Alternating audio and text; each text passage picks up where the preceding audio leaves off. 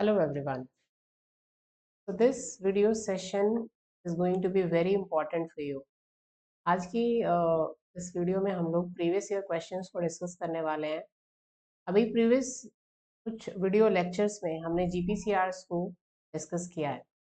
तो मोर और लेस हमने सब कुछ GPCRs के बारे में देख लिया है। GPCRs क्या होते हैं, डिफरेंट सिग्नलिंग पाथवेज, कैसे हॉर्मोन्स GPCRs के थ्रू वर्क करते हैं, कैसे टॉक्सिन्स GPCRs के थ्रू वर्क करते हैं, कैसे सेंसेस में GPCRs का रोल होता है। तो if you haven't watch those videos, I will suggest you कि आप लोग उन वीडियोज को देखें, ठीक है, कि कैसे कौन से सिग्नलिंग पाथवेज होते हैं। And if you know everything तो आप लोग डायरेक्टली इन क्वेश्चंस को सॉल्व कर सकते हैं, ठीक है। तो आज की वीडियो सेशन में मैंने 2018 से 2024 तक के जो क्वेश्चंस हैं, इस पर्टिकुलर पीरियड में जो क्वेश्चंस आपसे पूछे गए हैं, जो मोस्ट रीसेंट क्वेश्चंस हैं, उसको डिस्कस करेंगे हम। पार्ट बी के क्वेश्चंस भी और पार्ट सी के क्वेश्चंस, ठीक है। चलिए तो हम लोग स्टार्ट करते हैं।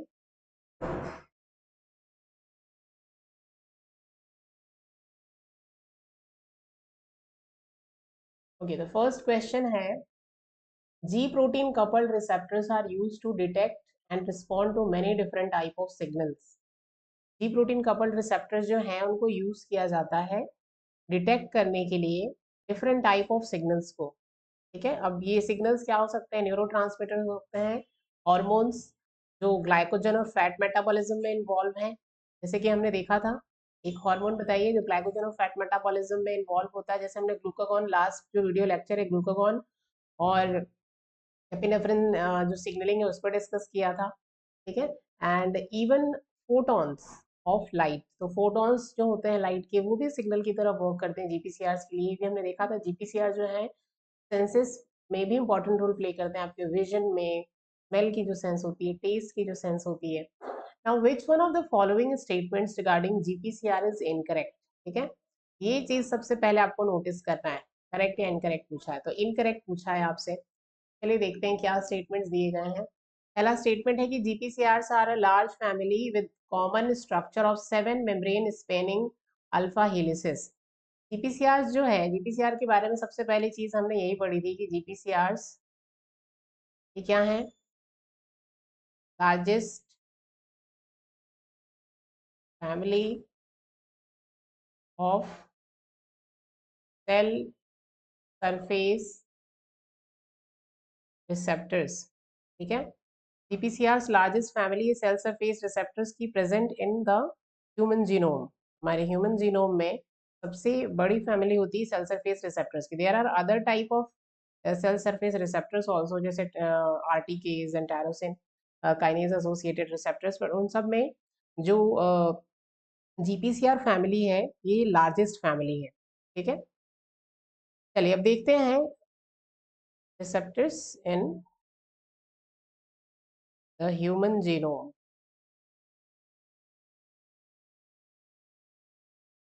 क्या लिखा है? GPCRs are a large family with a common structure of 7 membrane spanning alpha helices.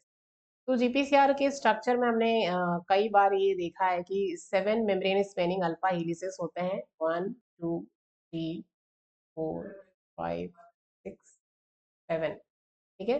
7 membrane spanning alpha helices होते हैं। 7 मेम्ब्रेन स्पेनिंग अल्फा हेलिसेस, ठीक है। इसका मतलब क्या होता है? मेम्ब्रेन को 7 टाइम्स ये क्रॉस करते हैं। और कौन क्रॉस करता है? जीपीसीआर्स क्या है? इंटीग्रल मेम्ब्रेन प्रोटीन्स हैं। और अल्फा हेलिसिस प्रोटीन का जो सेकेंडरी स्ट्रक्चर होता है, दो तरीके का होता है, alpha helix and beta sheet. तो ये अल्फा हेलिकल स्ट्रक्चर के थ्रू अज्यूम करके मेम्ब्रेन को क्या करते हैं? ये क्रॉस करते हैं। कितने बार? 7 टाइम्स, ठीक है। पहला जो स्टेटमेंट है वो तो करेक्ट है कि जीपीसीआर्स जो है बड़ी फैमिली होती है, अलग अलग क्लासिफिकेशन उसका किया जाता है, बट कुछ चीजें कॉमन है उसमें। उसका स्ट्रक्चर जो है जिसमें 7 membrane spanning alpha helices. First statement is correct. हमें ध्यान रखना है क्या पूछा है? इनकरेक्ट। ये तो नहीं होगा, ये तो करेक्ट है। सेकेंड स्टेटमेंट है GPCR are couple to trimeric G protein. तो ट्राइमेरिक जो जीपीसीआर्स होते हैं, जब signal, wait a minute, let me draw over here the trimeric G protein.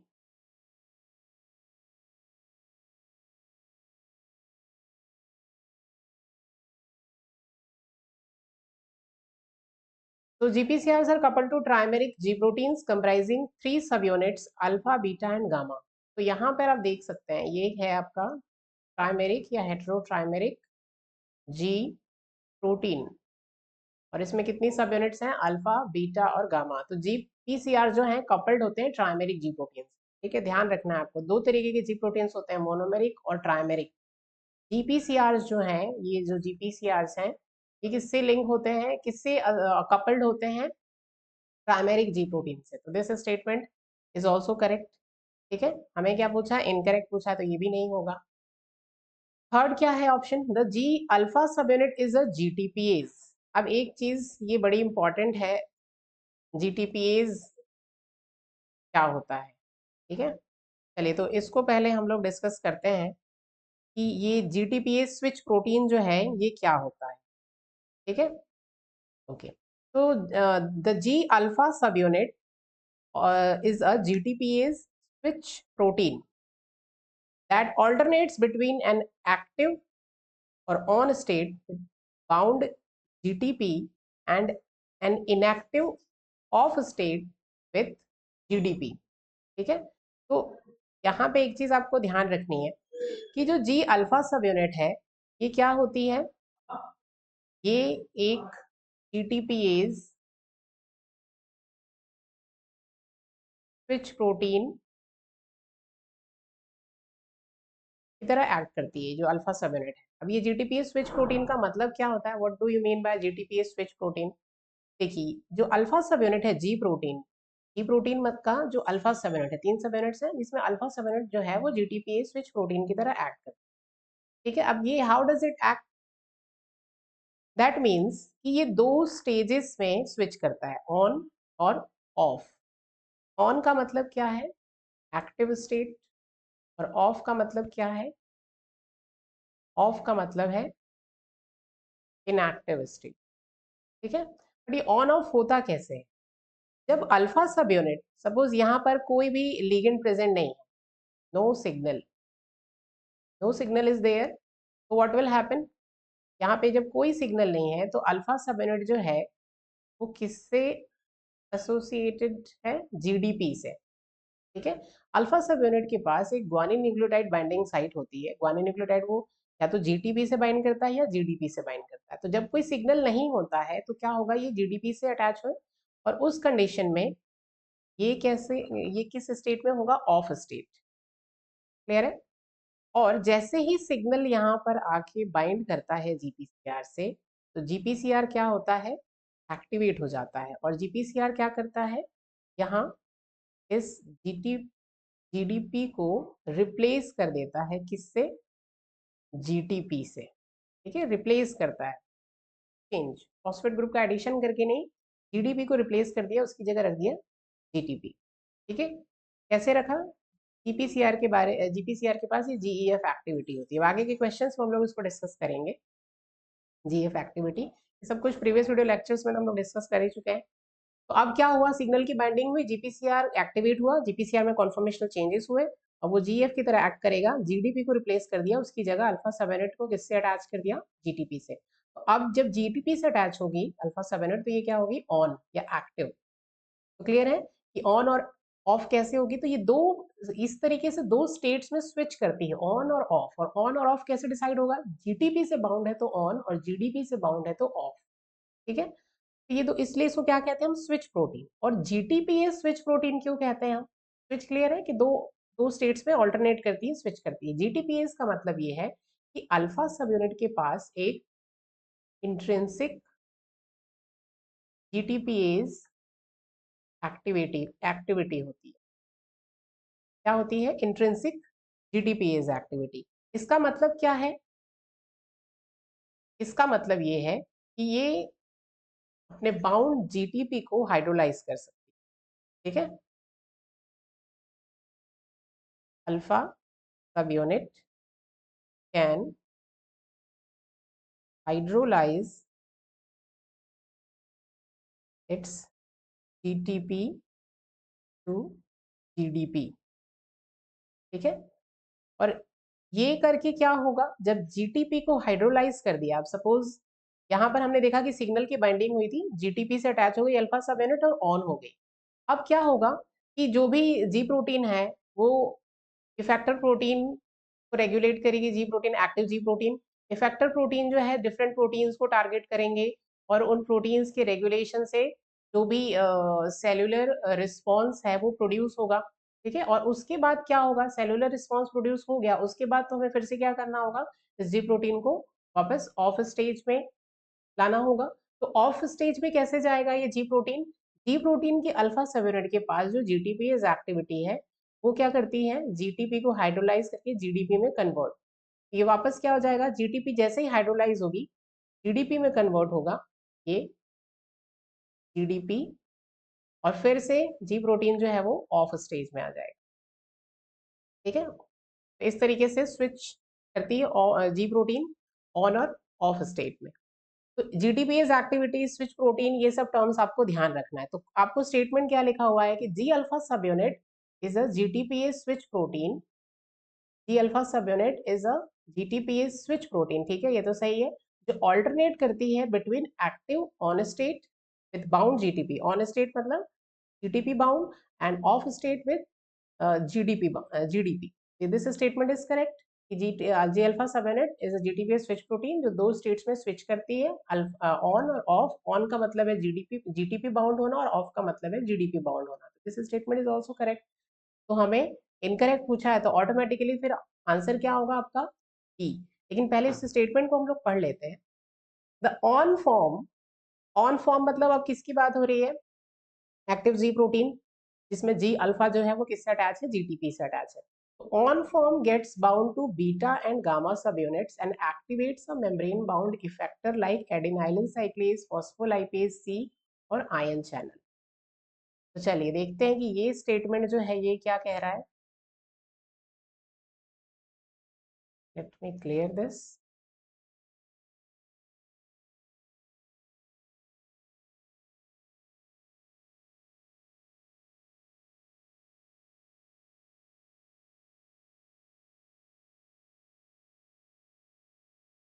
Okay, तो here we have the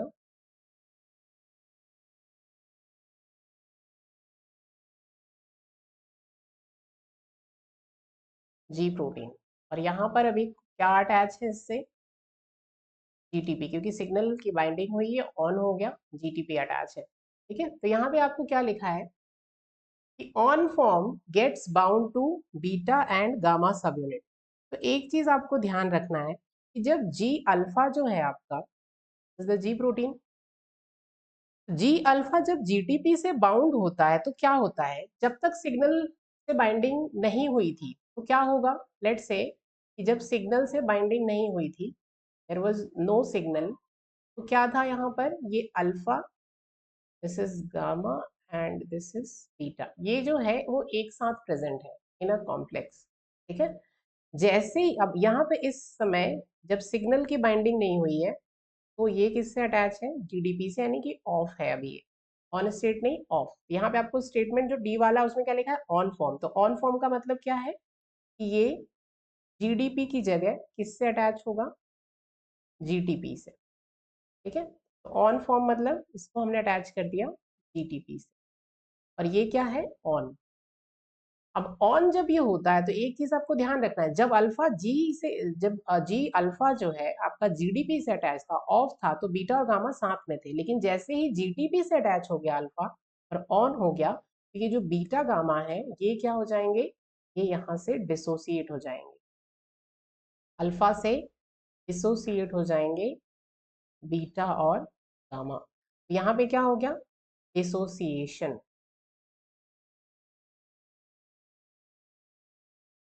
ठीक है। तो यहाँ पे आपको क्या लिखा है ऑप्शन में, डी में, on form gets bound to beta and gamma. तो ऑन फॉर्म किसका, यहाँ पे अल्फा की बात हो रही है, अल्फा ही ऑन और ऑफ में स्विच करता है, ठीक है। तो on form gets bound to beta and gamma सब यूनिट्स। तो ऑन फॉर्म क्या होता है, जब वो जीटीपी बाउंड हो, जीटीपी बाउंड फॉर्म या ऑन फॉर्म जो है, क्या वो बाउंड होता है बीटा गामा से या डिसोसिएट होता है? यहाँ पे आप देख सकते हो जीटीपी की बाइंडिंग हुई, ऑन हुआ, तो बीटा गामा जो है वो अल्फा से क्या हो गया, डिसोसिएट हो गए। ये स्टेटमेंट क्या है, रॉन्ग इसलिए कि on form gets bound to beta and gamma लिखा हुआ है।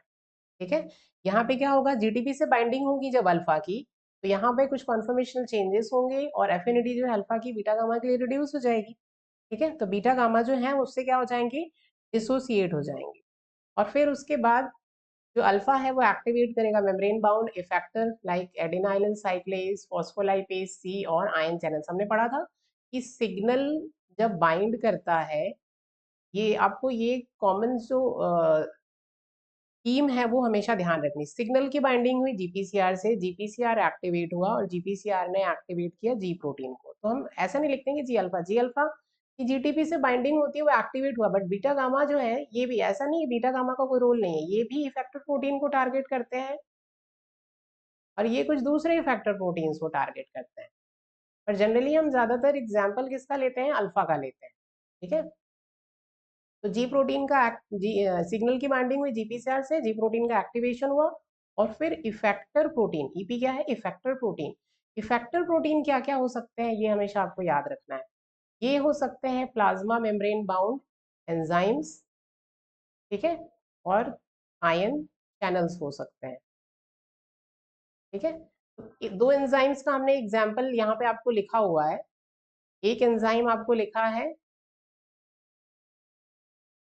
एडिनाइलिल साइक्लेज और दूसरा एंजाइम लिखा है पीएलसी, फॉस्फोलाइपेज ए बीटा। और आयन चैनल्स का भी एग्जांपल हमने फोटो ट्रांसडक्शन जो कास्केड है, फोटो ट्रांसडक्शन कास्केड, उसमें देखा था। और भी कई आयन चैनल्स को रेगुलेट करते हैं, यानी कि जीपीसीआर जब एक्टिवेट होता है सिग्नल की बाइंडिंग से, तो जी प्रोटीन का एक्टिवेशन होता है। जी प्रोटीन जो है फिर इफेक्टर प्रोटीन को रेगुलेट करता है। इफेक्टर प्रोटीन्स क्या हो सकते हैं, प्लाज्मा मेम्ब्रेन बाउंड एंजाइम्स और आयन चैनल्स। ठीक है, आयन चैनल जैसे कि sodium ion channels, potassium ion channel, different physiological processes में, जैसे फोटो ट्रांसडक्शन में हमने देखा था कि जी प्रोटीन्स जो हैं आयन चैनल्स को रेगुलेट करते हैं, बट डायरेक्टली नहीं, इनडायरेक्टली करते हैं। यानी पहले वो किसी इफेक्टर प्रोटीन को एक्टिवेट करते हैं फिर आयन चैनल्स को रेगुलेट करते हैं। कुछ जी प्रोटीन्स डायरेक्टली भी आयन चैनल्स को रेगुलेट करते हैं। ठीक है, उसका भी हम लोग एग्जाम्पल देखेंगे, हम लोग प्रीवियस वीडियोज में देख चुके हैं कई उसके एग्जाम्पल। ठीक है, चलिए, तो फर्स्ट का हमने देख लिया, करेक्ट आंसर क्या होगा आपका, ई। चलिए next question, which one of the following is not a ji protein coupled receptor. तो पूछा है कि इसमें से कौन सा जी प्रोटीन कपल्ड रिसेप्टर नहीं है। ठीक है, तो यहाँ पे क्या क्या ऑप्शंस आपको दिए, epinephrine receptor, glucagon receptor, transferrin receptor, thyroid stimulating hormone receptor. तो अभी प्रीवियस वीडियो लेक्चर्स में ही हमने, जो लास्ट हमारा वीडियो लेक्चर है जिसमें हमने डिस्कस किया था एपिनेफ्रिन सिग्नलिंग के बारे में। ठीक है, एपिनेफ्रिन सिग्नलिंग को डिस्कस किया था हमने कि एपिनेफ्रिन जो है अपना इम्पैक्ट जब किसी सेल में शो करना है उन्हें, जैसे ब्लड ग्लूकोज लेवल को रेज करना है या फिर वैसो कंस्ट्रिक्शन करना है, आर्टरीज का कंस्ट्रिक्शन करना है, तो वो उस सेल पे प्रेजेंट रिसेप्टर से बाइंड करते हैं पहले। जैसे कि अगर एपिनेफ्रिन का, one of the role of epinephrine is to raise the blood glucose level, तो ब्लड ग्लूकोज लेवल आपको अगर रेज करना है, उस कंडीशन में जो भी एक्सेस ऑफ ग्लूकोज आपके बॉडी में स्टोर है उसको क्या किया जाएगा, रिलीज किया जाएगा। और उन रिस्पॉन्सेज को मीडिएट कौन करेगा, एपिनेफ्रिन। ठीक है, तो एपिनेफ्रिन है फॉर एग्जाम्पल, और ये क्या है, लिवर सेल है आपकी। ठीक है, एपिनेफ्रिन ब्लड ग्लूकोज लेवल को कैसे रेज करेगा।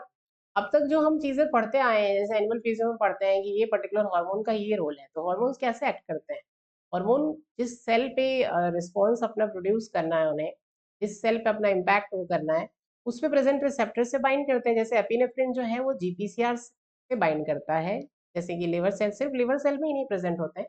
हमने प्रीवियस वीडियो में एपिनेफ्रिन सिग्नलिंग में देखा है कि एपिनेफ्रिन रिसेप्टर्स जो है कहाँ कहाँ कौन कौन से ऑर्गन्स की सेल्स में प्रेजेंट करते होते हैं, तो वो वीडियो आप देख सकते हैं। ठीक है, डिफरेंट टाइप ऑफ रिसेप्टर्स को हमने, different type of target cell को डिस्कस किया है। तो एपिनेफ्रिन जो है अगर लिवर सेल में अपना उसको इम्पैक्ट, उस ब्लड ग्लूकोज लेवल को रेज करना है बॉडी में, तो लिवर सेल में क्या होता है, एक्सेस ऑफ ग्लूकोज को ग्लाइकोजन की फॉर्म में स्टोर किया जाता है। तो क्या हमें क्या करना होगा, लिवर सेल से ग्लाइकोजन को तोड़ के फिर ग्लूकोज को रिलीज करवाना होगा ब्लड स्ट्रीम में। एपिनेफ्रिन पहले इन सेल की सरफेस पे प्रेजेंट जीपीसीआर से बाइंड करेंगे। तो जीपीसीआर यानी कि एपिनेफ्रिन रिसेप्टर्स क्या होते हैं, जीपीसीआरस होते हैं। ग्लूकागॉन सिग्नलिंग में भी हमने एक लेक्चर ग्लूकागॉन सिग्नलिंग में डिस्कस किया था कि ग्लूकागॉन भी अपना इम्पैक्ट कैसे शो करता है। ग्लूकागॉन का काम क्या है, ब्लड ग्लूकोज लेवल को रेज करना।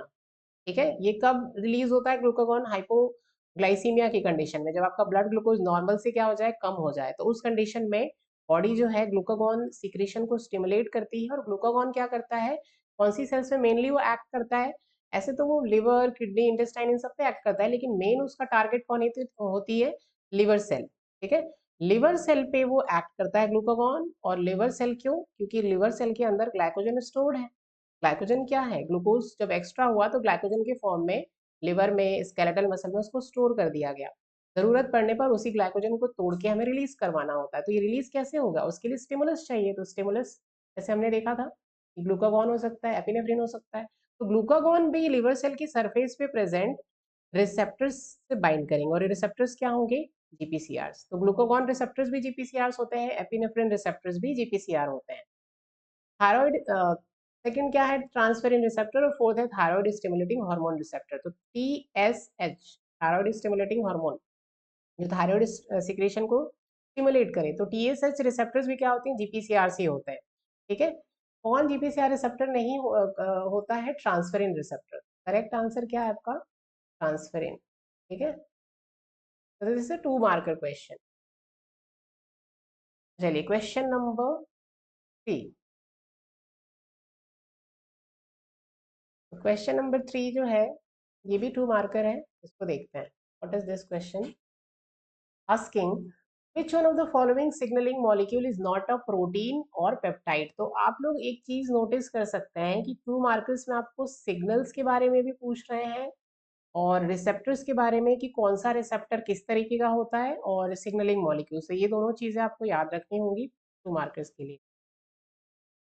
कौन सा सिग्नलिंग मॉलिक्यूल प्रोटीन और पेप्टाइड नहीं है, हमने देखा कि कई सारे सिग्नलिंग मॉलिक्यूल्स को हमने डिस्कस किया। जैसे यहाँ पे TGF अल्फा है, एरिथ्रोपोएटिन है, और ग्रेन्युलोसाइट कॉलोनी स्टिमुलेटिंग फैक्टर है, और एपिनेफ्रिन है। तो अगर आपने प्रीवियस वीडियो लेक्चर है एपिनेफ्रिन सिग्नलिंग अगर ये देखा हो तो ठीक है। अगर आपको ये तीनों नहीं भी पता है, TGF, एरिथ्रोपोएटिन और ग्रेन्युलोसाइट कॉलोनी स्टिमुलेटिंग फैक्टर, तो एपिनेफ्रिन सिग्नलिंग में पहली चीज जो मैंने डिस्कस की थी वो थी कि एपिनेफ्रिन जो है वो कैसा हार्मोन है। एपिनेफ्रिन जो है वो एक अमीनो एसिड डिराइव्ड हार्मोन है। ये क्या होता है, अमीनो एसिड का डेरिवेटिव होता है। ठीक है, कौन से अमीनो एसिड का डेरिवेटिव होता है ये एपिनेफ्रिन, ये होता है टायरोसिन अमीनो एसिड का डेरिवेटिव। तो ये एपिनेफ्रिन जो है क्या पेप्टाइड और प्रोटीन हुआ, नहीं, क्योंकि ये तो एक सिंगल अमीनो एसिड से डिराइव हो रहा है। और एपिनेफ्रिन जो है वो हार्मोन और एक न्यूरोट्रांसमीटर दोनों की तरह एक्ट करता है। तो करेक्ट आंसर, अगर आपको डायरेक्टली पता है कि एपिनेफ्रिन एक पर्टिकुलर अमीनो एसिड से डिराइव होता है, तो डायरेक्टली आप इसको फाइंड कर सकते हैं। बाकी की अगर हम इसकी बात करें, transforming growth factor alpha, erythropoietin and GCSF, तो TGF अल्फा जो है ये क्या होता है, ये एक पेप्टाइड होता है। ठीक है, एरिथ्रोपोएटिन की बात करें तो ये भी एक पेप्टाइड होता है, और GCSF की बात करें तो ये क्या होता है, एक ग्लाइकोप्रोटीन होता है। ठीक है, कई स्टूडेंट्स को पेप्टाइड और प्रोटीन में काफी कंफ्यूजन होता है। तो पेप्टाइड और प्रोटीन में एक चीज आपको ध्यान रखनी है कि पेप्टाइड और प्रोटीन में डिफरेंस क्या होता है, what is the difference. Actual में दोनों क्या होती हैं, चेन्स होती हैं amino acid, chains of amino acids. Proteins भी क्या होते हैं, ये भी चेन्स होते हैं अमीनो एसिड्स के।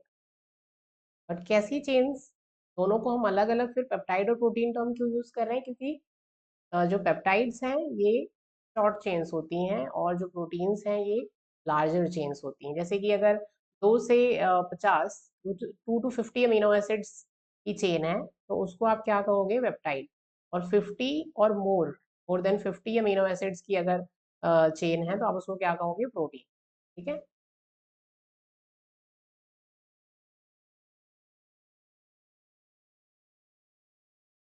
चलिए नेक्स्ट क्वेश्चन। तो इसका आंसर क्या है आपका, एपिनेफ्रिन।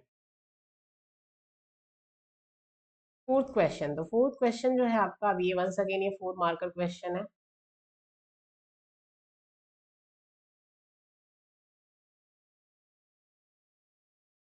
काफी सारे 4 मार्कर्स जो है जीपीसीआरस पे आप लोगों को पूछे गए हैं प्रीवियस में, तो that is why it is very important topic for your CSIR net exam. चलिए देखते हैं क्या है ये। रीसेंट देख सकते हैं आप लोग, जून 2021 का क्वेश्चन है।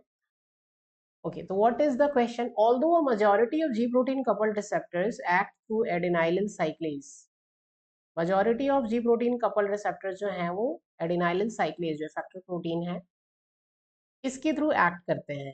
Many of them exert their effect by activating the plasma membrane bound enzyme phospholipase C beta। कुछ ऐसे होते हैं जो phospholipase C beta के थ्रू अपना इम्पैक्ट शो करते हैं। These receptors activate the so-called inositol phospholipid signaling pathway।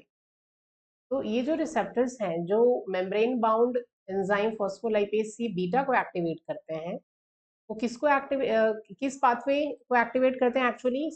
Inositol phospholipid signalling pathway, mainly via ji protein called GQ. ठीक है, यहाँ से आपको ध्यान देना है। तो कुछ चीजें आपको पढ़ते समय ध्यान रखनी, कई बार स्टूडेंट्स को क्वेश्चन की लेंथ से ही घबराहट होने लगती है, तो आपको स्टेप बाय स्टेप आराम से पढ़ना है, और उसमें 2-3 लाइंस में ही एक्चुअल में क्वेश्चन छुपा होता है। Let me read the question again for you. Although a majority of G protein coupled receptors act through adenylyl cyclase, majority of G protein coupled receptors जो हैं adenylyl cyclase के through act करते हैं। Many of them exert their effect by, और इनमें से काफी ऐसे भी होते हैं जो अपना इफेक्ट कैसे शो करते हैं? by activating the plasma membrane bound enzyme PLC। काफी जी प्रोटीन कपल्ड रिसेप्टर्स PLC के थ्रू भी अपना इफेक्ट शो करते हैं। These receptors activate the so-called inositol phospholipid signaling pathway। और ये जो रिसेप्टर्स हैं किसको एक्टिवेट करते हैं? इनोसिटॉल फॉस्फोलिपिड सिग्नलिंग पाथवे को, मेनली वाया अ जी प्रोटीन कॉल्ड जीक्यू। जो किसको एक्टिवेट करता है? जीक्यू, पीएलसी बीटा को, in much the same way that GS activate the adenylyl साइक्लेज। ठीक उसी तरीके से जिस तरीके से जीएस एक्टिवेट करता है एडिनाइल साइक्लेज को, जीक्यू एक्टिवेट करता है पीएलसी बीटा को। Mentioned below are some of the steps with functional characteristics of inositol phospholipid signaling pathway। तो कुछ स्टेप्स यहाँ आपको दिए गए हैं, फंक्शनल कैरेक्टरिस्टिक्स दिए गए हैं इनोसिटॉल फॉस्फोलिपिड सिग्नलिंग पाथवे के। तो हमने एक सिग्नलिंग पाथवे डिस्कस किया था, IP3DAG पाथवे, या उसको और हम क्या कहते हैं? Inositol phospholipid signalling pathway. तो ये पाथवे अगर आपको अच्छे से पता है तो you can solve this question very easily, and if you don't know, I have made a lecture on it, IP3DAG pathway, you can watch that. Okay, चलिए, तो यहाँ पे सबसे पहली चीज तो हमें देखना है कि करेक्ट है या इनकरेक्ट। यहाँ पर भी आपको इनकरेक्ट पूछा है। ठीक है, चलिए देखते हैं। तो फिर आई रिपीटेडली टेल यू कि जो जनरल स्कीम है वो हमेशा आपको याद रखनी है। इस सिग्नल जब बाइंड करेगा जीपीसीआर से, जीपीसीआर एक्टिवेट होगा और ये जी प्रोटीन को एक्टिवेट करेगा, और जी प्रोटीन जो है वो फिर इफेक्टर प्रोटीन को रेगुलेट करेगा। ठीक है, और ये इफेक्टर प्रोटीन हमने अभी देखा कि 2 तरीके के हो सकते हैं effector protein, membrane bound enzymes, क्या है अपडेट, मेम्ब्रेन बाउंड एंजाइम्स या फिर आयन चैनल। तो यहाँ पे एंजाइम्स लिया गया है, यहाँ पे 2 एंजाइम्स को इन्होंने मेंशन किया है।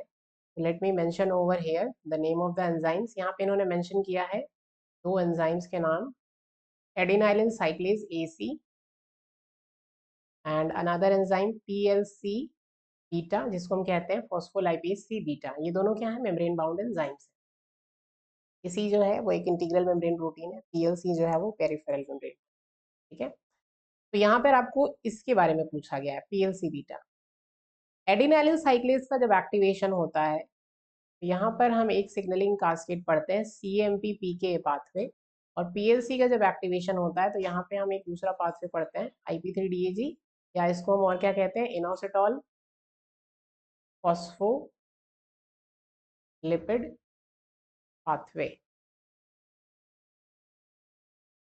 ठीक है, तो देखते हैं इनोसिटॉल फॉस्फोलिपिड पाथवे के बारे में क्या स्टेटमेंट्स आप लोगों को यहाँ पर दिए गए हैं। ठीक है, और बिल्कुल हड़बड़ा के नहीं करना है आप लोगों को, कई बार चीज़ें पता होती हैं फिर भी इन एग्जाम हॉल में you are always in the panic mode, तो बहुत कामली आपको पढ़ के और फिर प्रॉपरली को पढ़ के और फिर गलत इंटरप्रिटेशन नहीं करना है, क्वेश्चन को ध्यान से पढ़ना है। कई बार स्टूडेंट्स को पता होता है सब कुछ बट इंटरप्रेट गलत तरीके से कर लेते हैं क्वेश्चंस को और फिर आंसर गलत चूज कर लेते हैं। ठीक है, तो read the questions very carefully and then answer carefully. First statement क्या है आपका, फर्स्ट ऑप्शन, तो let me draw a rough diagram of that pathway. आप लोग उस पाथवे को देखिए, इसको हमने इलेबोरेट वे में उसको पूरा डिस्कस किया हुआ है। ओके,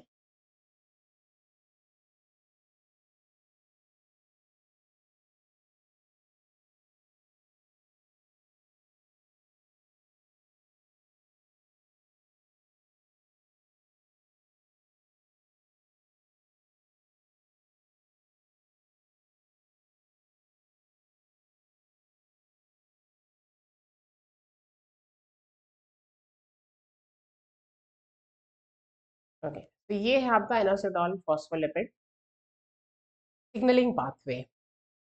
क्या हो रहा है इस पाथवे में, you have this signal over here and this signal will bind to this GPCR। GPCR का एक्टिवेशन जनरल स्कीम वही कॉमन है, सिग्नल की binding of signal will activate the GPCR। Activation of GPCR, activation कैसे, उसमें कुछ कॉन्फर्मेशनल changes होंगे, तो activation of GPCR का एक्टिवेशन होगा और फिर वो इंटरेक्ट करेगा जी प्रोटीन से। यहाँ पे जी प्रोटीन का नाम है GQ। जी प्रोटीन से इंटरेक्ट करके वो उसको एक्टिवेट करेगा और एक्टिवेशन कैसे होगा भाई, जो हमने फर्स्ट क्वेश्चन में डिस्कस किया, जीटीपी की बाइंडिंग होगी यहाँ पर। ठीक है, यानी एक्चुअल पहले क्या बाउंड था जी की GL, और यहाँ पे मैं फिर से सब यूनिट्स को नहीं लिख रही हूँ, जब आप लोगों को पता है कई बार वो चीज़ें हमने डिस्कस कर ली हैं, तो डायरेक्टली मैं यहाँ पे सिर्फ लिख रही हूँ GTP। तो ये तो पता ही है कि किससे बाइंड करेगा, अल्फा सब यूनिट से। कैसे बाइंड करेगा, GEF एक्टिविटी। GEF एक्टिविटी का मतलब क्या होता है, guanine nucleotide exchange factor. GF activity क्या करती है, ग्वानिन न्यूक्लियोटाइड, दो न्यूक्लियोटाइड है ग्वानिन न्यूक्लियोटाइड यहाँ पे, जीटीपी और जीडीपी। तो इनमें जीडीपी पाउंड था पहले, जो जी प्रोटीन था ऑफ स्टेट में, जैसे सिग्नल की बाइंडिंग हुई जीडीपी को किससे एक्सचेंज कर दिया, जीटीपी से। यानी अब जी प्रोटीन जो है, जी प्रोटीन का अल्फा सबयूनिट वो जीटीपी से अटैच है। ठीक है, चलिए जी प्रोटीन फिर एक्टिवेट हो गया, यहाँ प्लस से मैं एक्टिवेशन को इंडिकेट कर रही हूँ। जी प्रोटीन एक्टिवेट हो गया, जी प्रोटीन का नाम है GQ। जी प्रोटीन जो है, अब इफेक्टर प्रोटीन, यहाँ पे इफेक्टर प्रोटीन कौन है, देखिए यहाँ पे जो जनरल स्कीम बनाया है ये वाला, सिग्नल जीपीसीआर की बाइंडिंग, जी प्रोटीन का एक्टिवेशन, इफेक्टर प्रोटीन का रेगुलेशन। जी यहाँ पे आपका इफेक्टर प्रोटीन कौन है, पीएलसी बीटा है। पीएलसी बीटा एक्टिवेट हो गया, पीएलसी बीटा को एक्टिवेट कर दिया और पीएलसी बीटा क्या करता है, PIP2 phosphatidyl inositol, phosphatidyl inositol 4,5 bis phosphate, इसका पूरा नाम है PIP2 का। और इसका सिर्फ नाम आपको याद नहीं रखना है, PIP2 होता क्या है, हमने सेल बायो में कई सारी चीजें इससे रिलेटेड ऑलरेडी डिस्कस की हुई हैं, जैसे मेम्ब्रेन लिपिड है फॉस्फेटिडाइल इनोसिटॉल। ठीक है, कहाँ पे प्रेजेंट होता है हमने ये भी डिस्कस किया हुआ है, एसिमेट्री ऑफ लिपिड बायलेयर में। तो अगर आप लोगों ने देखा हो कि एसिमेट्री में हमने डिस्कस किया था एक चीज, और वो ये कि जो PIP2 है आपका, ये पीआई, पहले हम फॉस्फेटिडाइल इनोसिटॉल की बात करते हैं, ये एक क्या है, मेम्ब्रेन लिपिड है। कैसा मेम्ब्रेन लिपिड है, ग्लीसरोफॉस्फोलिपिड। ये कहाँ पे प्रेजेंट होता है, ये आपकी, अगर ये प्लाज्मा मेम्ब्रेन है, this is the plasma membrane, तो आउटर, ये आउटर लीफलेट हो गया और ये क्या है, इनर लीफलेट हो गया। ठीक है, तो इनर लीफलेट में प्रेजेंट होता है। ठीक है, फॉस्फेटिडाइल इनोसिटॉल है माइनर लिपिड। तो ये एक अनयूजुअल टाइप का लिपिड होता है। इस अनयूजुअल क्यों, क्योंकि इसमें रिवर्सिबल फॉस्फोरिलेशन होते हैं मल्टीपल साइट्स पे। तो आप देखिए इसमें फॉस्फेटिडाइल इनोसिटॉल में ऑलरेडी फॉस्फेट तो होता ही है, इसका स्ट्रक्चर भी हमने IP3DAG पाथवे में डिस्कस किया हुआ है पूरा। तो यहाँ पर क्या किया, P2 क्या है, ये PI तो ठीक है, फॉस्फेटिडाइल इनोसिटॉल है, P2 मतलब फोर्थ पोजीशन जो है और फिफ्थ पोजीशन इनोसिटॉल रिंग की, उस पर भी हमने फॉस्फेट ऐड कर दिया। ठीक है, और ये क्या बन गया, फॉस्फेटिडाइल इनोसिटॉल 4,5 बेस फॉस्फेट। ठीक है, तो आप लोग उस लेक्चर को देख सकते हैं, उसमें एक एक स्ट्रक्चर को मैंने डिटेल में डिस्कस किया हुआ है। तो यहाँ पे वो structure banana is a bit difficult, क्योंकि वो बहुत बड़ा स्ट्रक्चर है, उस स्ट्रक्चर को आप लोग देख सकते हैं। ठीक है, तो यहाँ पे PIP2 को जब ये PLC एक्टिवेशन होगा, तो PLC क्या करता है अभी, पीएलसी जो है ये PIP2 को क्लीव करता है, ठीक है। इस फॉस्फोराइलेटेड फॉस्फेटाइल इनोसिटॉल को क्लीव किया और क्या बन गया, DAG और IP3। DAG जो है आप देख सकते हो मेम्ब्रेन बाउंड है, मेम्ब्रेन से ये अभी लिंक है, ठीक है, लिंक्ड है। और IP3 जो है वो साइटोसोल में रिलीज हो गया, तो ये क्या है आपका साइटोसोल, IP3 साइटोसोल में रिलीज हो गया। और IP3 क्या करता है, ये एंडोप्लाज्मिक रेटिकुलम में प्रेजेंट IP3 रिसेप्टर से आके बाइंड करता है। और इसके बाइंडिंग की वजह से क्या होता है कि यहाँ पर इस रिसेप्टर्स जो हैं इनके थ्रू, ये जो चैनल्स के थ्रू कैल्शियम आयन का रिलीज होता है, ठीक है। तो ये सारी चीजें हम लोग पहले ऑलरेडी डिस्कस कर चुके हैं। ये IP3 गेटेड चैनल्स जो हैं, ये IP3 जो है वो इन रिसेप्टर से बाइंड करता है। ये रिसेप्टर्स क्या होते हैं, ये चैनल्स की तरह काम करते हैं। कौन से चैनल्स, कैल्शियम चैनल। कैल्शियम कहाँ पे स्टोर होता है, एंडोप्लाज्मिक रेटिकुलम के अंदर और भी जगहों पे होता है। साइटोसोल में जनरली कैल्शियम आयन का कॉन्सेंट्रेशन लो होता है। कहाँ पे स्टोर होता है कैल्शियम, एंडोप्लाज्मिक रेटिकुलम में। एक्स्ट्रा सेलुलर फ्लूइड में उसका कॉन्सेंट्रेशन हाई होता है, या सार्कोप्लाज्मिक रेटिकुलम में। सार्कोप्लाज्मिक रेटिकुलम क्या होता है कि specialised endoplasmic reticulum found in the muscle cell. ये कैल्शियम आयंस जो है वो यहाँ पर रिलीज हो गए, ठीक है। ये कैल्शियम आयंस क्या करते हैं,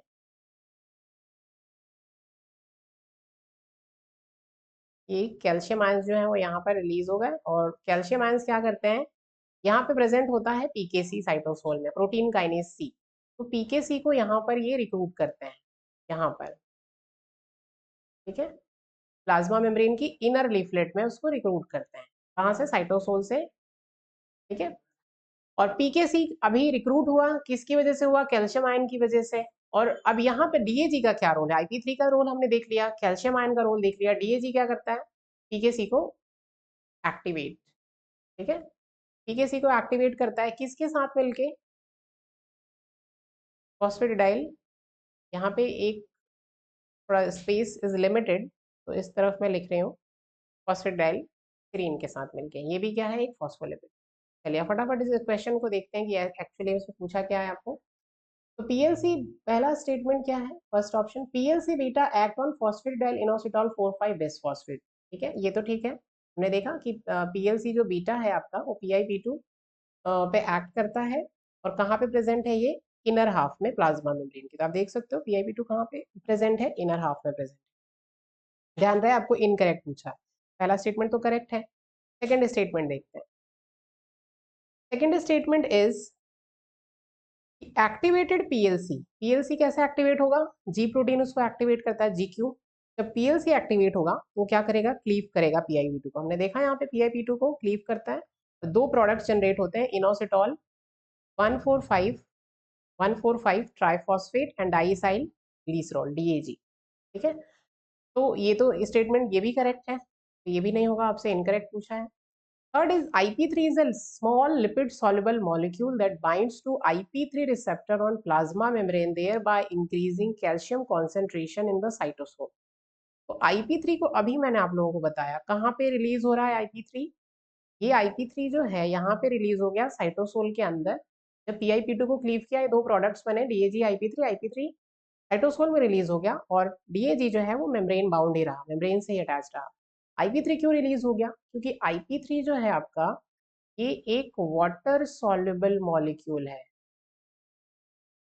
ठीक है, वाटर सॉल्युबल मॉलिक्यूल है, लिपिड सॉल्युबल नहीं है, this is water soluble molecule.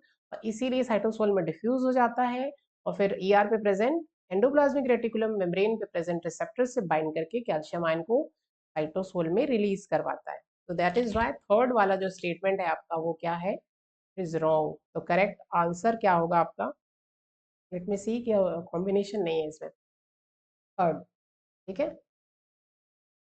Lipid soluble molecule नहीं है, ये वाटर सॉल्युबल मॉलिक्यूल है। और IP3 रिसेप्टर्स जो हैं वो भी कहाँ प्रेजेंट है, एंडोप्लाज्मिक रेटिकुलम मेम्ब्रेन पे, ठीक है। और फोर्थ स्टेटमेंट को देखें आप, DAG gets further cleaved to arachidonic acid which is used in the synthesis of eicosanoids। अब ये देखिए, ये सारे ये जो टर्म्स हैं बायोकेमिस्ट्री में, इनके बारे में हम पढ़ते हैं। Prostaglandins, DAG also activate calcium dependent protein kinase C और PKC। तो अगर आपको इसके बारे में नहीं पता है तो फिर आप थर्ड और फोर्थ ऑप्शन में क्या हो जाएंगे, कंफ्यूज। तो पहले फोर्थ स्टेटमेंट भी क्लियर होना चाहिए, तभी यू कैन फाइंड आउट कि हाँ 3 वाला जो है वो रॉन्ग है और फोर्थ करेक्ट क्यों है। देखिए डीएजी के बारे में हमने देखा कि डीएजी जो है वो क्या करता है, यहाँ पे प्रोटीन काइनेज सी को एक्टिवेट करता है।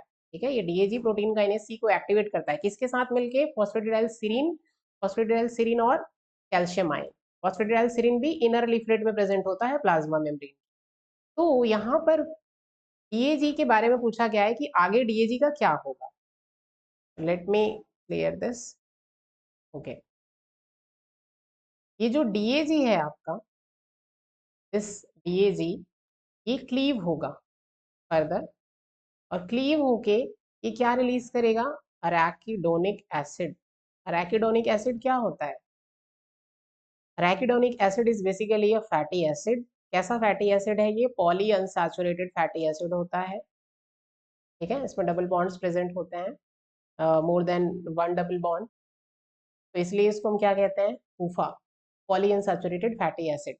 ठीक है, तो ये जब क्लीव होगा डीएजी तो अराकिडोनिक एसिड जो है ये रिलीज करेगा, और इसको फिर यूज किया जाता है इकोसेनॉइड्स के सिंथेसिस के लिए,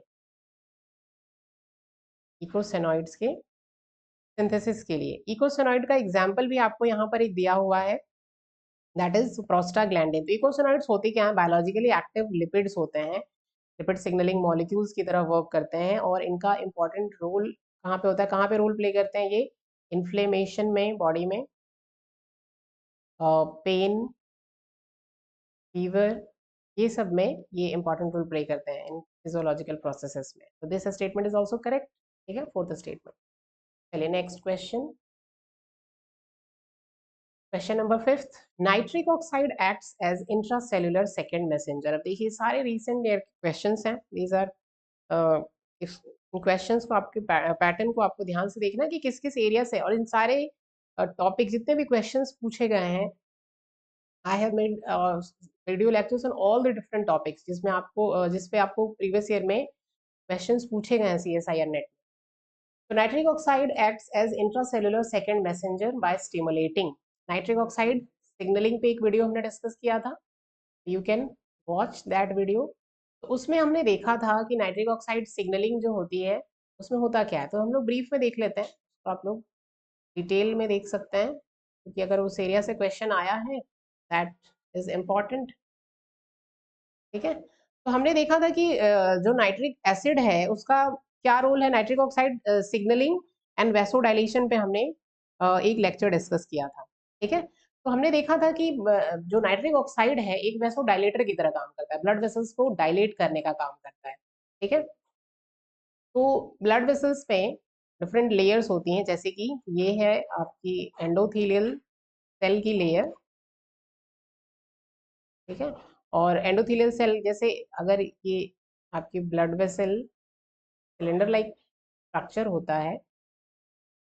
ठीक है, तो यहाँ पर सपोज ल्यूमन है, फिर ल्यूमन के आउटर में ऐसे एंडोथेलियल सेल्स की लेयर प्रेजेंट होती है, फिर उसके बाहर स्मूथ मसल सेल्स की लाइनिंग होती है इस तरीके से। ठीक है, ओके, तो मैं राइट ओवर हियर, तो this is the endothelial cell, endothelial cells present होती हैं, सिंगल सेल नहीं, लाइनिंग ही होती है इनकी। फिर स्मूथ मसल सेल्स, तो यहाँ पे क्या होता है कि नाइट्रिक ऑक्साइड सिग्नलिंग में क्या होता है कि suppose we have this signal acetylcholine, और ये एसिटाइल कोलिन जो है यहाँ पे प्रेजेंट जीपीसीआर से बाइंड करते हैं। ठीक है, बाइंडिंग के बाद क्या होता है, यही जो आपका अभी जो हमने पाथवे डिस्कस किया है ना, एनोसिटॉल फॉस्फोलिपिड पाथवे, जिसमें आईपी3 रिलीज होता है, यही पाथवे एक्टिवेट होता है, और इसके थ्रू क्या होगा, कैल्शियम आयंस का रिलीज होगा। कैल्शियम आयन बाइंड करेगा कैल्मिडोलिन से, कैल्मिडोलिन क्या होता है, कैल्शियम आयन बाइंडिंग प्रोटीन, और ये दोनों मिलके क्या करते हैं, ये एक्टिवेट करते हैं एनोसिंथेज को। एनोसिंथेज मतलब नाइट्रिक ऑक्साइड सिंथेज, और एनोसिंथेज फिर क्या करता है, आर्जिनिन से नाइट्रिक ऑक्साइड, यहाँ पे साथ में सिट्रुलिन भी बनता है, I am not writing everything over here, इसको हमने डिटेल में ऑलरेडी नाइट्रिक ऑक्साइड सिग्नलिंग में डिस्कस किया हुआ है। तो आर्जिनिन से ये नाइट्रिक ऑक्साइड यहाँ पे बनता है एनओएस की प्रेजेंस में। ठीक है। नाइट्रिक ऑक्साइड यहाँ पे डिफ्यूज होके, क्योंकि नाइट्रिक ऑक्साइड क्या है, गैस है, तो प्लाज्मा मेम्ब्रेन के थ्रू डिफ्यूज हो सकता है, ऐसे किसी रिसेप्टर की जरूरत नहीं है। ये सारे सिग्नलिंग मॉलिक्यूल्स जो हैं जिसके बारे में आप पढ़ रहे हैं, वो डायरेक्टली क्यों नहीं क्रॉस कर रहे हैं, क्योंकि वो हाइड्रोफिलिक मॉलिक्यूल्स हैं और मेम्ब्रेन को क्रॉस नहीं कर सकते हैं, इसलिए पहले उन्हें रिसेप्टर से बाइंड करना पड़ेगा और रिसेप्टर को अपना मैसेज देंगे वो, और रिसेप्टर फिर अपना मैसेज जो है सेल के अंदर ट्रांसमिट करता है। लेकिन जो मॉलिक्यूल्स डायरेक्टली क्रॉस कर सकते हैं, उन्हें रिसेप्टर, जो सेल सरफेस रिसेप्टर्स की जरूरत नहीं है। ठीक है, उनके लिए रिसेप्टर्स अगर प्रेजेंट भी होंगे तो सेल के अंदर प्रेजेंट होंगे। तो जैसे नाइट्रिक ऑक्साइड है, ठीक है, ये क्रॉस कर सकता है, स्मॉल हाइड्रोफोबिक मॉलिक्यूल है, और इसके लिए जो रिसेप्टर है वो अंदर प्रेजेंट होगा सेल के। इस रिसेप्टर के पास क्या होगी, एक ग्वानाइलिल साइक्लेज एक्टिविटी होती है। ठीक है, ये इंट्रासेलुलर रिसेप्टर, ध्यान रखना है आपको। एसिटाइलकोलिन जिस रिसेप्टर से बाइंड किया वो कौन सा रिसेप्टर है, ये तो जीपीसीआर है। ठीक है, नाइट्रिक ऑक्साइड जिस रिसेप्टर से बाइंड करेगा, ये कैसा रिसेप्टर होगा, इंट्रासेलुलर, सेल के अंदर प्रेजेंट। ठीक है, क्योंकि नाइट्रिक ऑक्साइड को सेल के सरफेस पे बाइंड करने की जरूरत नहीं है, वो तो मेम्ब्रेन को डायरेक्टली क्रॉस कर सकता है। हाइड्रोफोबिक मॉलिक्यूल है, स्मॉल साइज का मॉलिक्यूल है। अब ये ग्वानाइल साइक्लेज एक्टिविटी की वजह से क्या होगा, सीजीएमपी का फॉर्मेशन, जीटीपी से सीजीएमपी का फॉर्मेशन, सीजीएमपी का कॉन्सेंट्रेशन इंक्रीज होगा तो क्या होगा, पीकेजी का एक्टिवेशन होगा, और पीकेजी जो है वो वेसोडाइलेशन कॉज करेगा ब्लड वेसल्स का। तो यहाँ पे आप क्वेश्चन को आप सॉल्व कर सकते हैं easily. Nitric oxide act as intracellular second messenger. तो यहाँ पे आप देख सकते हैं जो नाइट्रिक ऑक्साइड है वो इंट्रासेलुलर सेल के अंदर प्रोड्यूस हो रहा है, और सेकंड मैसेंजर, इस सेकंड मैसेंजर क्यों कहते हैं इनको, प्राइमरी मैसेंजर कौन है यहाँ पे, एसिटाइलकोलिन जो प्राइमरी मैसेंजर है, मैसेज लेके आया, जीपीसीआर को दिया, और जीपीसीआर ने फिर यहाँ पे इस सिग्नलिंग कैस्केड को एक्टिवेट किया, और उसके थ्रू क्या प्रोड्यूस होते हैं आपके सेकंड मैसेंजर्स, जो डिफरेंट प्रोटीन्स को टारगेट करते हैं और डिफरेंट सेलुलर रिस्पॉन्सेस को प्रोड्यूस करते हैं। तो एनो यहाँ पे इंट्रासेलुलर सेकंड मैसेंजर है, और ये कैसे एक्ट कर रहा है, बाय स्टिमुलेटिंग, किसको स्टिमुलेट कर रहा है, ये ग्वानाइलिल साइक्लेज को। ग्वानाइलिल साइक्लेज यहाँ पे देखा आपने कि कैसे रिसेप्टर बाइंड करता है नो, और उसके पास ग्वानाइलिल साइक्लेज एक्टिविटी होती है, जीटीपी से सीजीएमपी का फॉर्मेशन होता है, पीकेजी का एक्टिवेशन, और फिर वेसल्स का डायलेशन। चलिए next question, question number 6। The signal transduction pathway involved in glycogen metabolism triggered in the liver by the hormone epinephrine involves the following steps। यहाँ पर आपको एक सिग्नल ट्रांसडक्शन पाथवे की स्टेप्स पूछी हैं। अब ये जो क्वेश्चंस हैं आपको, उसके लिए आप पैटर्न्स को देखिए यहाँ पर। ठीक है, you have to understand what kind of questions are being asked. ठीक है, यहाँ पे स्टेप्स पूछा है, मतलब सिग्नलिंग कैस्केड की स्टेप्स आपको पता होना चाहिए। जैसे बार बार मैं जनरल स्कीम को आप लोगों को बता रही हूँ, कि जनरल स्कीम आपको ध्यान होना चाहिए। जैसे कि जनरल स्कीम मैंने बताया कि सिग्नल की बाइंडिंग हुई जीपीसीआर से, जीपीसीआर में कॉन्फर्मेशनल चेंजेस हुए, जीपीसीआर का एक्टिवेशन हुआ, फिर जी प्रोटीन का एक्टिवेशन हुआ, जी प्रोटीन के एक्टिवेशन के बाद जी प्रोटीन जो है वो डिफरेंट इफेक्टर प्रोटीन को टारगेट करता है। अब इफेक्टर प्रोटीन अगर एडिनाइलिन साइक्लेज है तो आगे क्या होगा, जी प्रोटीन अगर स्टिमुलेटरी है तो ये क्या करेगा, इसको रेगुलेट भी कर सकता है जी प्रोटीन, और कुछ इनहिबिट भी करते हैं। तो अगर एक्टिवेट करने वाले हैं तो ये इसको एक्टिवेट करेंगे, एडेनाइलिन साइक्लेज का एक्टिवेशन हुआ, और एटीपी से सीएमपी का फॉर्मेशन हुआ। सीएमपी जो है वो पीके को एक्टिवेट करेगा, और पीके जो है वो डिफरेंट टारगेट प्रोटीन्स पे अपना इफेक्ट शो करेगा, सेलुलर रिस्पॉन्स को कंट्रोल करेगा। ठीक है, अगर ये इफेक्टर प्रोटीन आपका फॉस्फोलाइपेज सी होता तो फिर क्या होता, अगर ये फॉस्फोलाइपेज सी बीटा होता तो जी प्रोटीन इसको एक्टिवेट किया। ठीक है, और इसने क्या किया, एक्टिवेट होने के बाद PIP2 को क्लीव किया, इस फॉस्फोरिलेटेड इनोसिटॉल 4,5 बेस फॉस्फेट को इसमें क्लीव किया DAG और IP3 में, और इसके बाद का सिग्नलिंग तो ऑलरेडी अभी डिस्कस किया हमने थोड़ी देर पहले। चलिए तो इस क्वेश्चन को देखते हैं, बस इसमें आपको स्टेप्स पूछी हैं। तो ये क्वेश्चन सिंपल क्वेश्चन है, ठीक है, सितंबर 2022 का ये क्वेश्चन है। ठीक है, तो ज़्यादा ये पुराना क्वेश्चन नहीं है, रीसेंट क्वेश्चन है। इस वीडियो लेक्चर में हमने रीसेंट जैसे क्वेश्चंस को लिया है, फिर नेक्स्ट में हम लोग बाकी के क्वेश्चंस को भी लेंगे। ठीक है, you don't worry about that. तो signal transduction pathway involve in glycogen metabolism. तो अभी हमने एपिनेफ्रिन सिग्नलिंग और ग्लूकागॉन सिग्नलिंग पे जो वीडियो डिस्कस किया, उसमें हमने ग्लाइकोजन मेटाबॉलिज्म कैसे एक्टिवेट होता है किसी सिग्नल के रिस्पॉन्स में, किसी हार्मोन सिग्नल के रिस्पॉन्स में, उसको डिस्कस किया है। ठीक है, तो signal transduction pathway involved in glycogen metabolism triggered in the liver. Liver में ही क्यों? क्योंकि लिवर में स्टोर होता है ग्लाइकोजन, इसके अलावा स्केलेटल मसल में भी होता है। Triggered in the liver by the hormone epinephrine, यानी कि क्वेश्चन क्या कह रहा है कि लिवर सेल के अंदर, ये है आपकी लिवर सेल की प्लाज्मा मेम्ब्रेन, ये एक लिवर सेल है, ठीक है। और इस लिवर सेल के अंदर ये कह रहे हैं कि ग्लाइकोजन मेटाबॉलिज्म का एक्टिवेशन कैसे होता है? बाय द हार्मोन एपिनेफ्रिन, ठीक है। तो एपिनेफ्रिन हार्मोन कैसे लिवर सेल के अंदर ग्लाइकोजन मेटाबॉलिज्म को ट्रिगर करेगा, और सिग्नल ट्रांसडक्शन पाथवे क्या होगा? ये हमारे पास एपिनेफ्रिन है, और एपिनेफ्रिन जो हार्मोन है ये ग्लाइकोजन मेटाबॉलिज्म को कैसे ट्रिगर करेगा लिवर सेल के अंदर। एपिनेफ्रिन सिग्नलिंग में हमने डिस्कस किया हुआ है, शॉर्ट में मैं आप लोगों को बता देती हूँ यहाँ पर, क्योंकि अगर पूरा पाथवे हम डिस्कस करेंगे तो ये पूरा वीडियो लेक्चर एक इसी पर्टिकुलर क्वेश्चन में ही हो जाएगा, काफी लंबा हो जाएगा, ठीक है। तो you can watch that video lecture of epinephrine signalling. तो एपिनेफ्रिन कैसे ट्रिगर करेगा ग्लाइकोजन मेटाबॉलिज्म को? ये जीपीसीआर से बाइंड करेगा, ठीक है, लिवर सेल की सरफेस पे प्रेजेंट, ठीक है। एपिनेफ्रिन की बाइंडिंग हुई, जीपीसीआर एक्टिवेट हुआ और उसने एक्टिवेट किया जी प्रोटीन को। अब यहाँ सब यूनिट्स में नहीं लिख रही हूँ, already I have already discuss many times, ठीक है। ये अल्फा बीटा गामा 3 सब यूनिट्स होती हैं इसमें। जी प्रोटीन एक्टिवेट हुआ, और जी प्रोटीन के एक्टिवेशन किस एंजाइम को एक्टिवेट करता है? एडेनाइलिन साइक्लेज, इसी writing in short adenylyl cyclase. Adenylyl cyclase activate होने के बाद क्या करता है? एटीपी से सीएमपी का फॉर्मेशन। सीएमपी बनने के बाद ये किसको अपना इम्पैक्ट किसके थ्रू शो करता है? इस प्रोटीन काइनेज ए के थ्रू। तो प्रोटीन काइनेज ए को सीएमपी जो है वो एक्टिवेट करता है, और फिर पीके जो है वो डिफरेंट प्रोटीन्स को टारगेट करता है।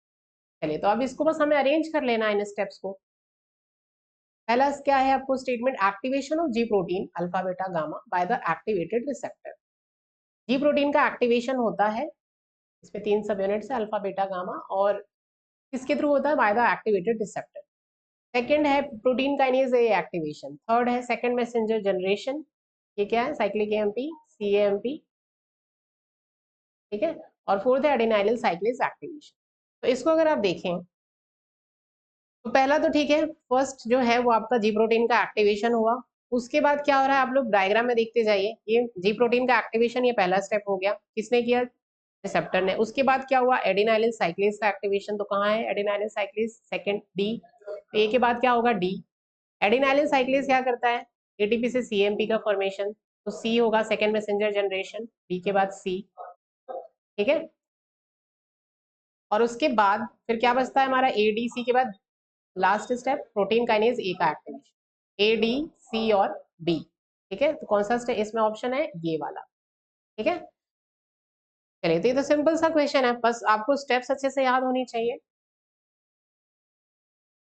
So every question gives you an idea कि what you have to keep in mind and what you don't have to keep in your mind, ठीक है। अननेसेसरी चीजों को इकट्ठा नहीं करना है आपको, जहां जहां से जो एरिया से आपको क्वेश्चंस पूछे जा रहे हैं, कॉन्सेप्ट तो समझना ही, ऐसा नहीं कि फिर आप कॉन्सेप्ट ही ना समझें उसके चक्कर में। चलिए, तो next question, the mode of action of cholera toxin in causing diarrhoea is by. Cholera toxin जो है, हमने पढ़ा था कि जो टॉक्सिन्स हैं, हमने 2 टॉक्सिन्स पे भी वीडियो लेक्चर्स को डिस्कस किया है, एक कॉलेरा टॉक्सिन और दूसरा पर्टोसिस टॉक्सिन। तो यहाँ पे कॉलेरा टॉक्सिन के बारे में पूछा गया है आपसे। तो टॉक्सिन्स जो हैं ये भी किसके थ्रू वर्क करते हैं? ये भी जीपीसीआरस,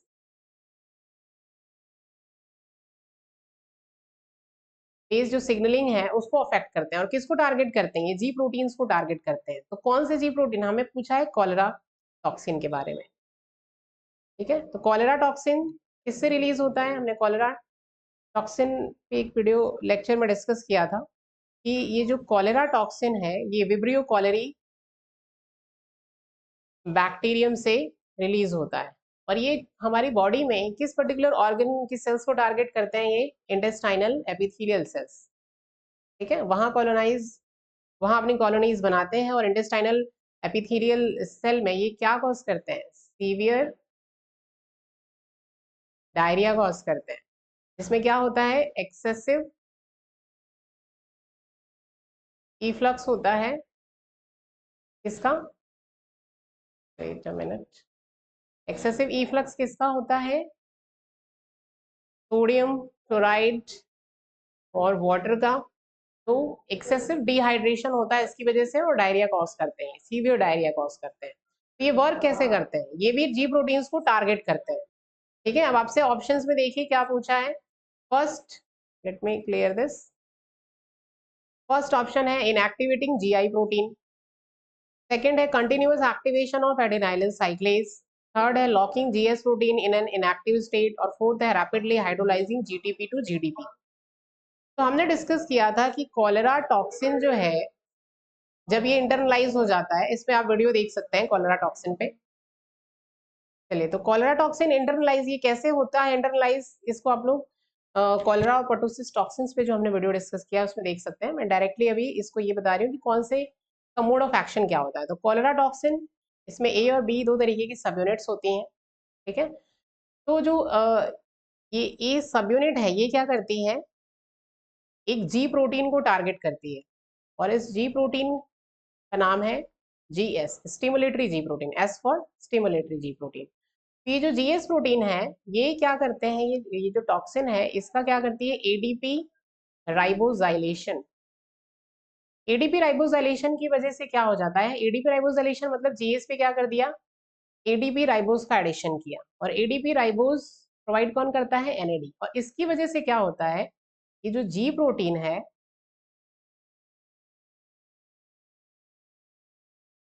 ये लॉक्ड हो जाता है एक्टिव स्टेट में, एक्टिव या ऑन स्टेट में। अभी लॉक हो गया, इसका मतलब क्या, इसकी जो जीटीपीएस एक्टिविटी थी इस जी प्रोटीन की उसको इनहिबिट, ये क्या करते हैं, जीटीपीएस एक्टिविटी वर्क नहीं कर पाती है, जिसकी वजह से वो, अब जीटीपीएस एक्टिविटी क्या करती है, हमने पहले क्वेश्चन में डिस्कस किया था कि जीटीपी को हाइड्रोलाइज करती है जीडीपी में, जिससे जी प्रोटीन क्या हो जाता है, ऑफ। अब जीटीपीएस एक्टिविटी अगर वर्क ही नहीं करेगी तो क्या होगा कि यहाँ पे ये एक्टिव स्टेट में क्या हो जाएगा, जी प्रोटीन लॉक हो जाएगा, और कंटिन्यूअसली जब ये एक्टिव होगा तो एडेनाइलिन साइक्लेज को एक्टिवेट करेगा। एडेनाइलिन साइक्लेज के एक्टिवेशन से क्या होगा, पीएमपी का फॉर्मेशन, पीके का फॉर्मेशन, और पीके क्या करता है, ये फॉस्फोराइलेशन करता है सीएफटीआर का, और जो दूसरे ट्रांसपोर्टर है सोडियम हाइड्रोजन एंटीपोर्टर, तो इसके थ्रू क्या होता है, क्लोराइड आयन का, सोडियम आयंस का कंटिन्यूअसली। एंड ये क्या है, ये जो मेम्ब्रेन है किसकी, इंटेस्टाइनल एपिथेलियल सेल्स की मेम्ब्रेन है।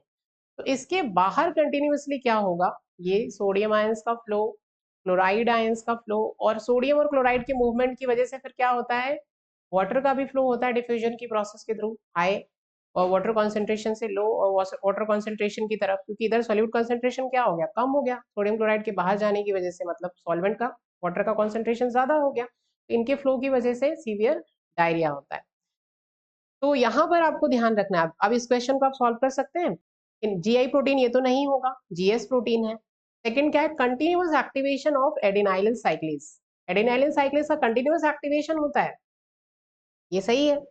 ठीक है, ये एडेनाइलिन साइक्लेज को क्या करते हैं कंटिन्यूअसली, क्योंकि जी प्रोटीन तो ट्रैप हो गया वो एक्टिव स्टेट में, तो कंटिन्यूअसली वो क्या करेगा, एडेनाइलिन साइक्लेज को एक्टिवेट करेगा, तो दिस इज करेक्ट। और थर्ड क्या है, locking GS protein in an inactive state, कि जी प्रोटीन को लॉक कर दिया इनएक्टिव, कहाँ लॉक किया है, एक्टिव स्टेट में लॉक किया है, ये गलत है। और फोर्थ है rapidly hydrolysing GTP to GDP, कि जीटीपी को जीडीपी में हाइड्रोलाइज कर रहे हैं, तो फिर अगर जीटीपी को जीडीपी में हाइड्रोलाइज कर रहा होता तो फिर वो एक्टिव स्टेट में ट्रैप ही क्यों होता। जीटीपी को अगर जीडीपी में रिप्लेस, अगर जी अल्फा जो है अपना जीएस प्रोटीन की जो अल्फा सब यूनिट है, जीटीपी को अगर जीडीपी में हाइड्रोलाइज कर दें तो फिर तो ये इनएक्टिव हो जानी चाहिए, लेकिन हमने क्या देखा कि वो एक्टिव स्टेट में ट्रैप हो गई। This is also wrong.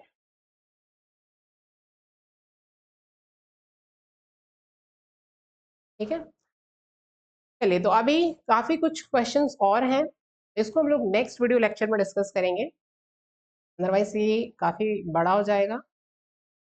ठीक है, इन क्वेश्चंस को आप लोग फिर से लीजिए, सॉल्व करिए।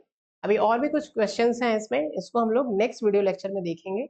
Okay, I hope this video will help you to understand the concepts. Okay, if you find this video helpful and valuable, please like, share with your friends, and subscribe to our channel for the regular updates. Okay, thanks for watching.